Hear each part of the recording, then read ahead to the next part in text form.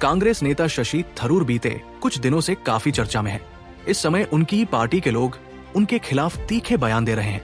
इस तरह की बयानबाजी को लेकर सोशल मीडिया पर अटकलें लगाई जा रही हैं कि क्या थरूर कांग्रेस पार्टी में बने रहेंगे या फिर बीजेपी में शामिल हो जाएंगे। इसे लेकर शशि थरूर ने कहा कि वो अभी सांसद है और ये सवाल नहीं होना चाहिए। दरअसल थरूर भारत की तरफ से दुनिया भर में भेजे गए डेलीगेशन का हिस्सा है। वो कई देशों में जाकर भारत की आतंकवाद और पाकिस्तान को लेकर जो नीति है उसे बता रहे हैं। इसी बीच कांग्रेस के कई नेताओं को ऐसा लग रहा है कि वो बीजेपी के प्रवक्ता बन गए हैं।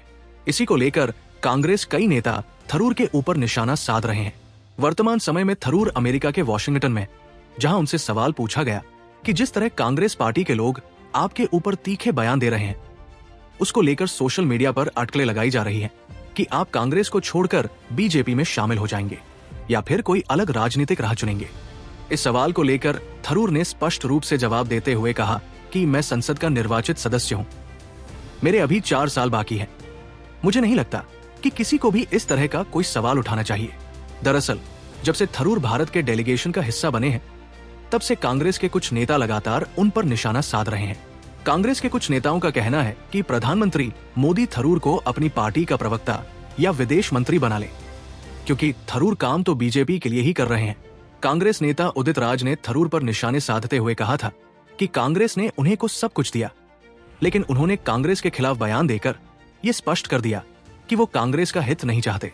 वहीं दूसरी तरफ पवन खेड़ा ने कहा था कि थरूर ने अपनी किताब में सर्जिकल स्ट्राइक की आलोचना की थी, लेकिन अब अलग अलग देशों में जाकर उसी की तारीफ कर रहे हैं। उन्हें बीजेपी का सुपर प्रवक्ता तक कहा गया।